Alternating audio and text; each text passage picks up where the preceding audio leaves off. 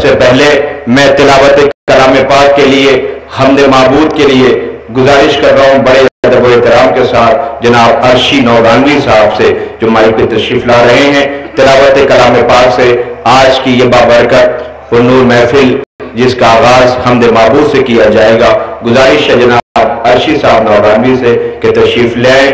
आपसे गुजारिश है कि जब भी कहीं तिलावत की आवाज आपके कानों में पहुंचे आप अपनी गुफ्तगू को रोक दें, आप अपने बढ़ते हुए कदम को रोक दें। ज्यादा गुजारिश ये है कि इस एहतराम में कि तिलावत कलाम पाक कुरान सामित का तस्करा होने जा रहा है हमद माबूद, गुजारिश है जो हजार दूर दराज खड़े हुए हैं बराए करम जल्द अज जल्द तशरीफ ले आए।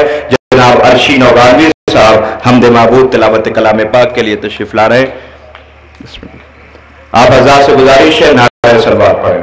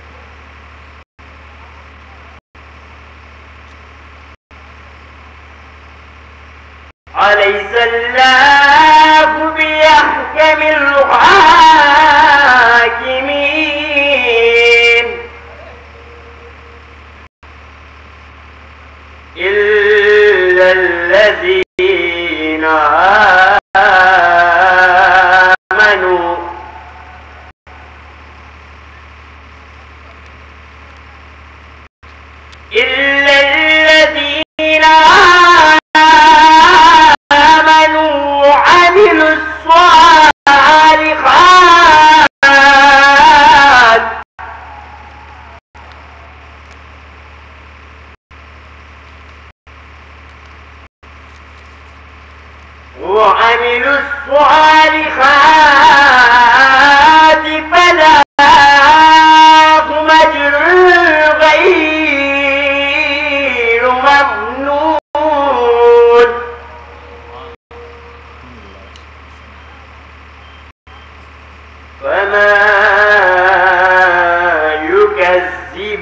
بعد بالدين.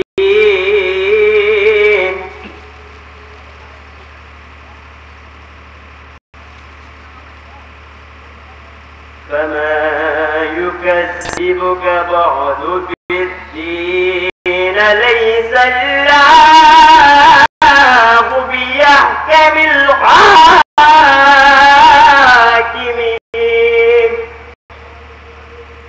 صدق الله العلي العظيم. بسم الله الرحمن الرحيم.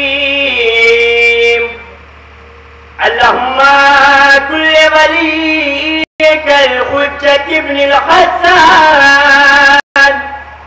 صلواتك عليه وعلى آبائه في هذه الساعة وفي كل الساعة وليا وحافظا وقائدا وناصرا ودليلا وعينا حتى تسكنه الزكاة وتمتيه فيها تبيا